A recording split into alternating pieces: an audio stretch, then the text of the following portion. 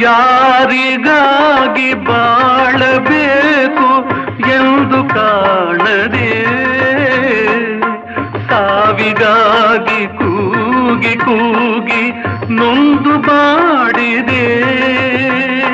ನೀನು ನನ್ನ ಸೇರಿದೆ ಬಾಳುವಾಸೆ ತುಂಬಿದೆ ನಗುವಲೇ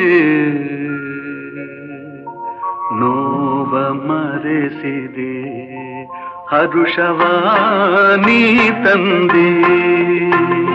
ನಾನೇ ತಾಯಿ ನಾನೇ ತಂದೆ ನಿನ್ನ ಪಾಲಿಗೆ